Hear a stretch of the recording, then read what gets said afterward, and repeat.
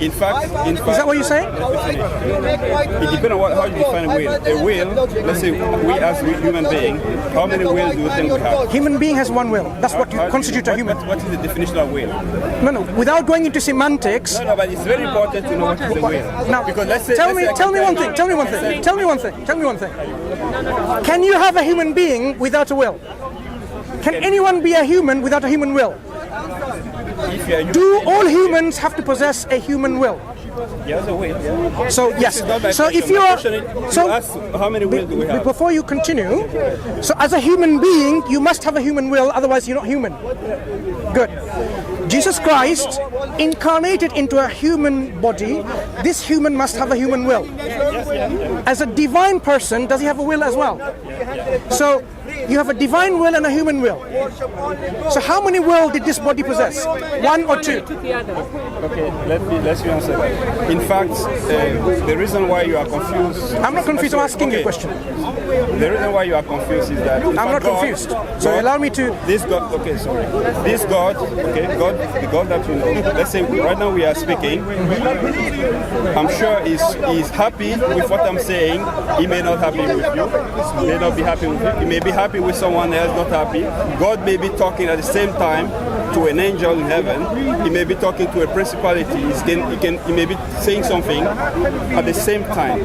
Okay? So God by definition, if you're talking about will, God by definition, based on our understanding of will, he has many wills. Because it would be absurd to say God doesn't know what I'm saying here, doesn't know he's maybe talking to an angel, maybe doing anything at the same time. Okay?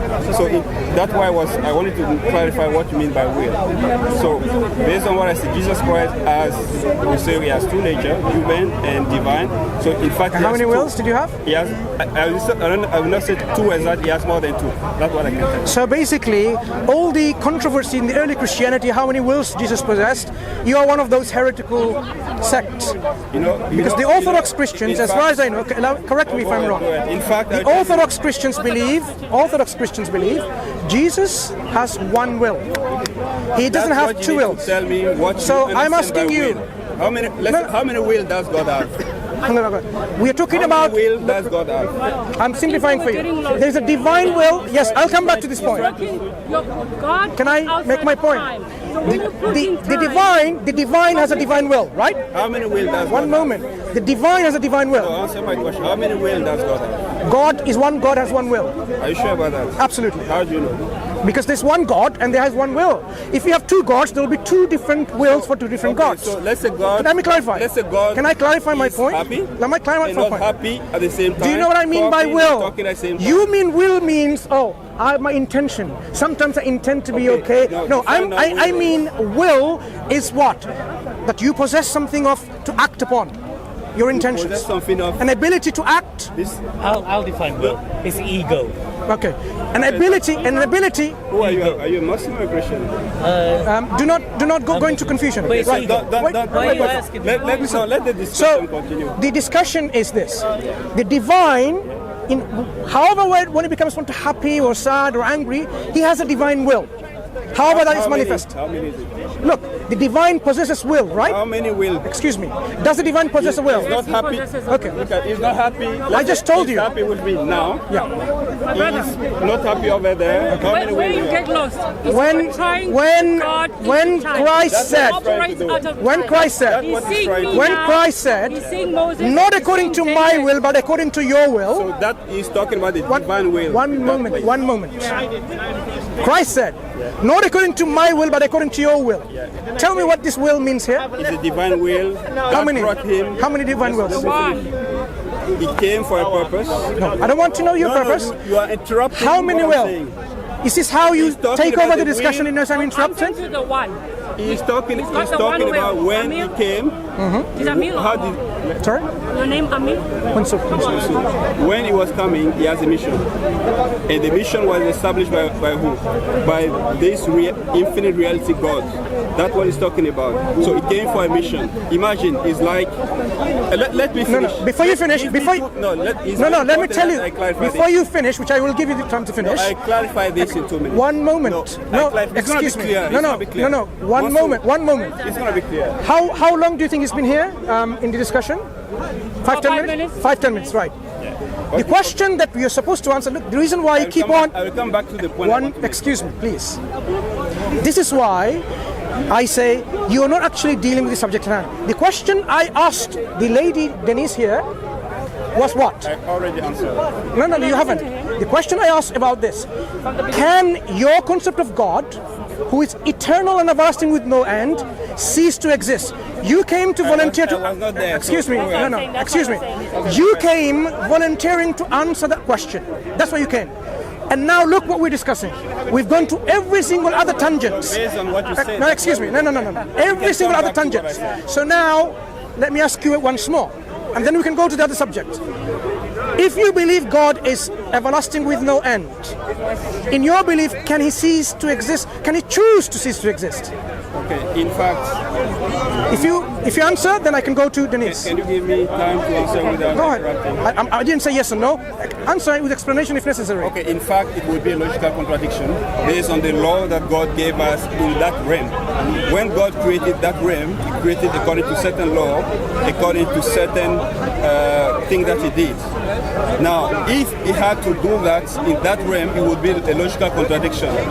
But nothing is telling us that God doesn't have the power to discard everything already created and do things differently than we know now. So that's why we as Christians, we say God can do anything. It's simply, we are not saying that he can do it in that realm.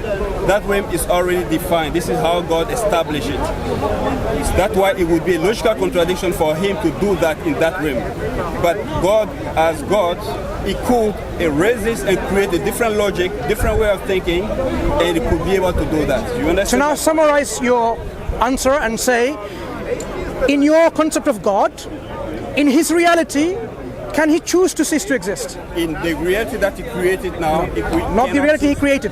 In his reality, can he choose to cease to exist? The reality that we're talking about, the reality that not our reality. Now. Not our reality. In God's reality, can he choose to cease to exist? This is something that we do not know. You can choose to put it aside. You know what? Because we can choose. Denise, the Bible says Denise, the things revealed to us belong to us, but the secret things belong to God. You know very well that he can't choose to be nothing. No, you know very well, and it is affirmed in your heart and your mind that you will never accept a God to worship who chooses to cease to exist and there is no God, and yet he's supposed to be everlasting. You will say, this is totally nonsensical. I agree with you. Yes. So instead of going in your semantics of logic, Hear me now. But can God choose to did you understand what I said? Can he give up and put aside and come into another form? Let me. This is what I wanted to answer. The reason. I've answered you enough. The reason. The answer I gave him is very clear. In the reality that God created, this is impossible. You have to why is it impossible? in his way. Because this is the law, the way he created logic. So can God create another reality in which he can cease to exist? It's possible, but we don't know. Okay, good. Stop. So you're saying God can logically create a reality in which he can cease to exist? In the reality that we don't know about. Logic that we don't know about. That's exactly what you're saying. So basically you're saying you affirm God is everlasting with no end. That being, can I finish my? Based on the knowledge of we know. Can I finish? That's what I wanted to make sure that. Can I finish my point? Based on that logic now. Can I finish my point? Go ahead. Right. What do you affirm about God in his reality? Is God perfect? Based on what he revealed to us. Yeah. I was stating a Bible verse. Maybe you didn't. So understand. it's possible then. Can I just answer this? Go ahead. The Bible says the gods, the things belong, the hidden thing belong to God, and the thing revealed to us belong to us, so that we believe. So things that are hidden, you are asking questions that are hidden because these belong to God. We are talking about the reality that He created. In that reality, we have our logic, our consciousness. This is why we are having this discussion. But the question you're asking is a different reality question. I cannot answer that based on that statement of the Bible, because this is a thing that was not revealed to us. Sure. You understand? So look, nice semantics played here.